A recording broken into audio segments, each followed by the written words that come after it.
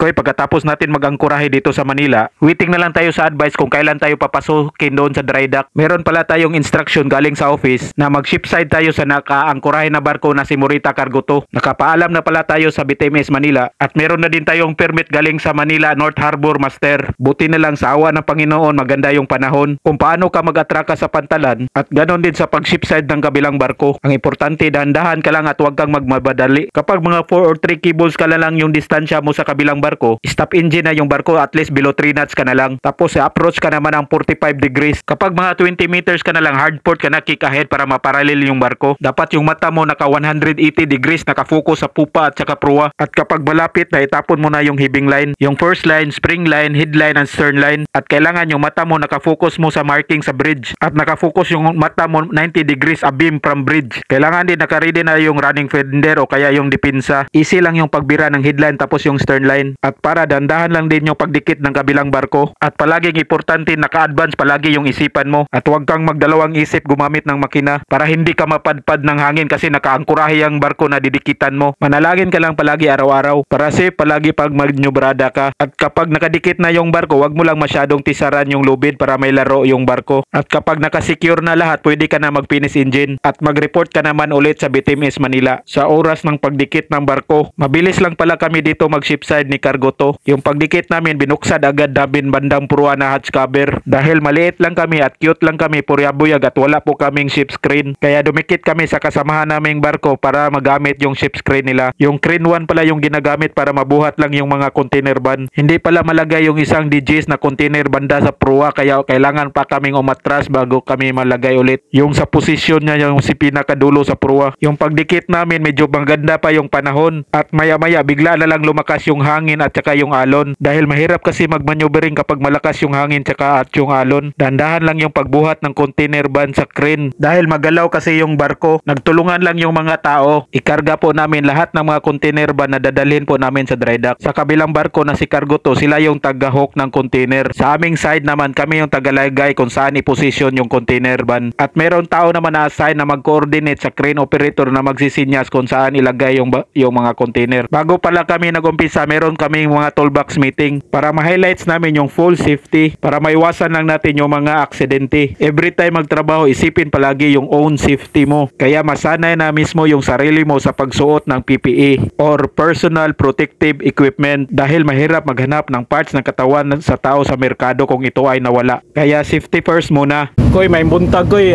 karon nakadikit may karon diri ni Cargo to, Morita Cargo to koy.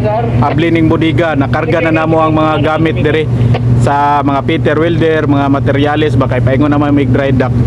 Duha nila kabog crane. Kami ramay medyo gamay-gamay na barko. Kami kinagamihan tapos dako-dako dis Cargo to.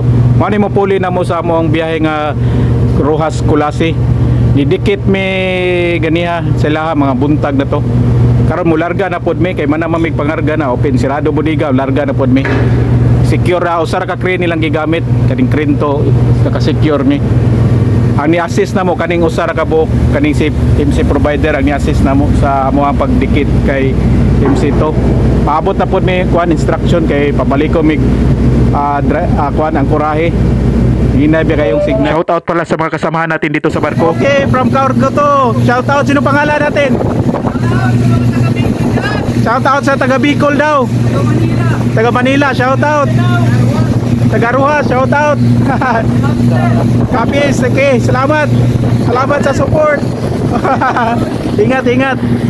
Tapos na po kami mga argat, nakasirado na po yung bodega namin. Ready na po kami para mag-disatraka. Naka-ready na din pala yung tugboat na mag-assist namin sa maneuvering. Let go all headline and spring line forward. Kapag nakabuka na yung proa, let go naman yung stern line and spring line off. Position 90 yung tugboat. Bira po ko, walang puwersa, lamang yung proa para makaswing yung proa papuntang pabor. Kapag malayo na kay MC to at saka libre na, let go tagline off. At pagkatapos pala natin nakaalis kay Cargo to at nag-report naman tayo kay BTMS na Manila at maghingi naman tayo ulit ng panibagong anchor position habang naghihintay tayo sa instruction at saka sa mga document ng barko na papuntang dry dock. Shoutout kay Sir Daniel Solana, kay Ayi Sigon Valmoria, Sir Andre from MT Jonathan V, Sir Richard Ferreira Fabrero, at si Sir Lito Tiktik. Nabigyan na pala tayo ng anchorage position ng Bitimes Manila. Buti na lang dahil maliit lang din tayo, doon tayo nilagay sa malapit na anchorage. Dahan-dahan lang yung pag-approach natin sa anchorage position dahil medyo mababaw na para hindi ganong malaki yung squat ng barko. Kung nagustuhan mo yung ating video, baka naman please like and follow para updated ka sa sunod nating video. Kapag nasa 3 or 4 cables na lang yung anchorage position natin, stop engine na tayo. Meron pa tayong nitong speed na ahead kaya salubungin muna natin yung hangin. Kapag nasa anchor position ka na ng binigay na Bitimes, paalam ka na sa kanya to let go your anchor. Tapos midship rudder ka, tapos kick ka na lang ng dead slow astern para hindi lang po magpile yung kadina sa ilalim. Tapos i-follow mo lang yung standard anchoring position kung para malaman mo kung ilang shackle yung ibaba mo tsaka yung depth ng water. At ipaalam mo din sa Bitimes yung oras sa pag-drop anchor mo. Good vibes lang po tayo. Sharing is caring. Peace. Ingat. God bless.